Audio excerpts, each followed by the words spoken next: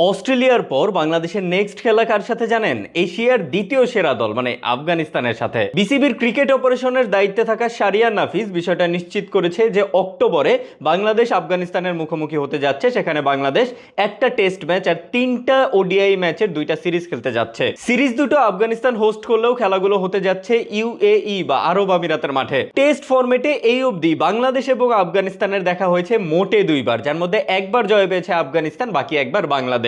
অর্থাৎ দুজনেই টেস্ট ফরম্যাটে সমানে সমান। কিন্তু ওডিআই ফরম্যাটে আবার বাংলাদেশ কিছুটা এগিয়ে রয়েছে। এই অবধি বাংলাদেশ এবং আফগানিস্তানের মোট 19 বারের দেখায় আফগানিস্তান জয় পেয়েছে 8টা ম্যাচ, বাকি 11 ম্যাচই জয় পেয়েছে বাংলাদেশ। মজার বিষয় হচ্ছে খাতা কলমে আফগানিস্তান বাংলাদেশের থেকে পিছিয়ে থাকলেও তারা কিন্তু নিজেদেরকে এশিয়ার দ্বিতীয় সেরা দল হিসেবে দাবি করে। মানে তারা স্বঘোষিত এশিয়ার দ্বিতীয় সেরা দল, এবং তাদের এই দাবির সাথে সহমত পোষণ করে তাদের প্রিয় সহমত বড় ভাই ভারতীয় দাদা বাবুরা।